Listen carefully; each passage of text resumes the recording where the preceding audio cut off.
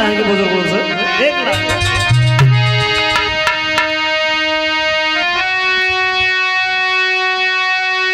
समय समय नहीं लागत है मौका लगे न बारंबार।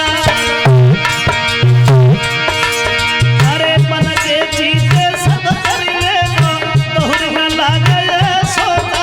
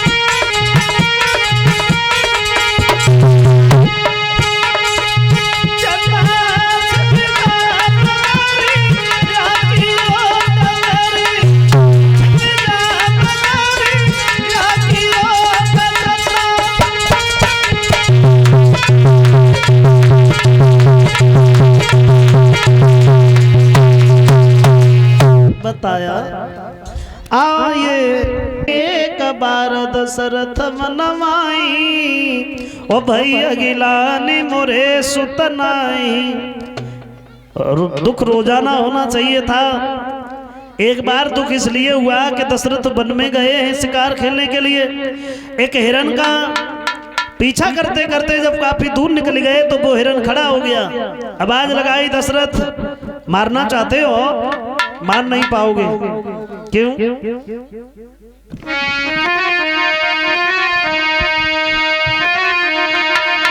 अरे जाके सुतनाई होई औरता के हाथ में होई।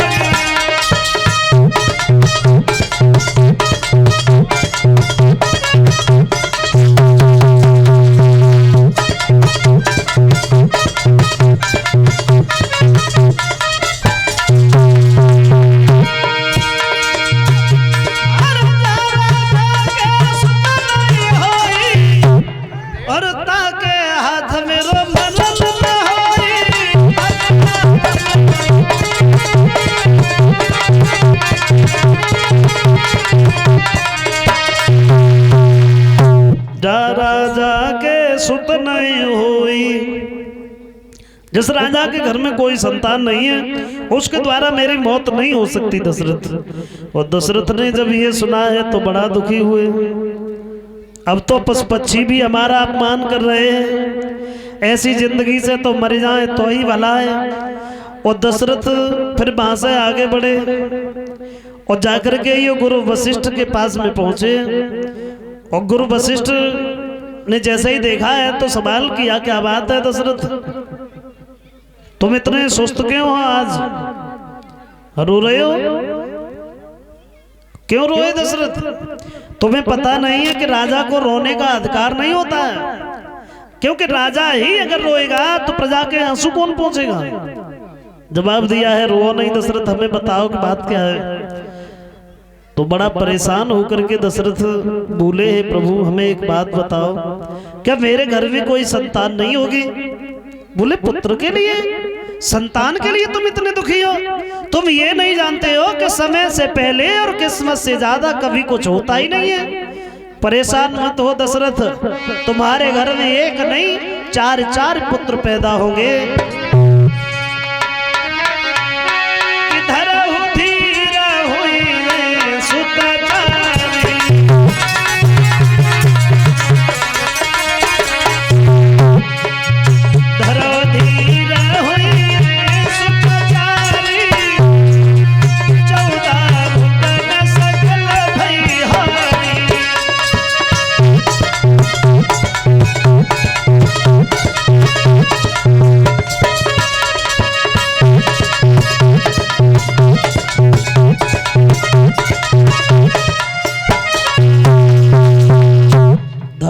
धीर हुए सुतचारी, तुम्हारे घर में 4 पुत्र पैदा होंगे। तो दशरथ बोले, कब होंगे? जब मर जाएंगे तब।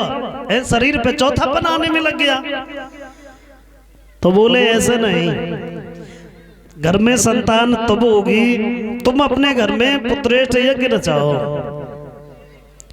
और जब पुत्रेष्ठ यज्ञ की बात कही है, बोले ये कौन करेगा? कहा है इसके लिए श्रृंगी ऋषि को बुलाओ। तो श्रृंगी ऋषि वशिष्ठ बुलावा, ओ पुत्र काम शुभ जग रचावा। श्रृंगी ऋषि आए हैं, यज्ञ किया, और जब यज्ञ हुआ संपन्न, तो उसी यज्ञ कुंड से अग्निदेव प्रकट हुए हैं।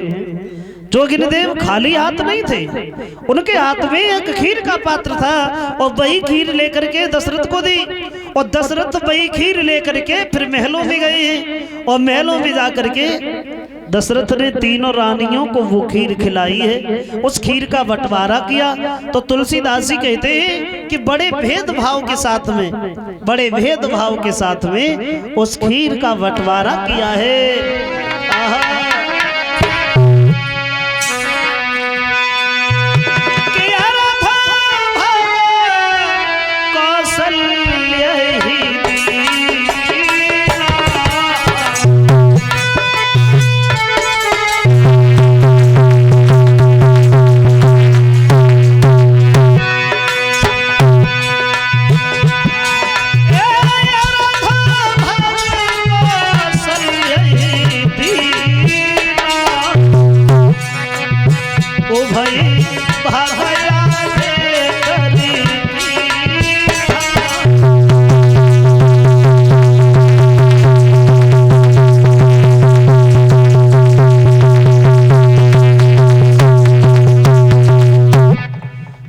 अर्ध भाग कौशल्य ही दीना, और जो भय भाग याधे कर कीना।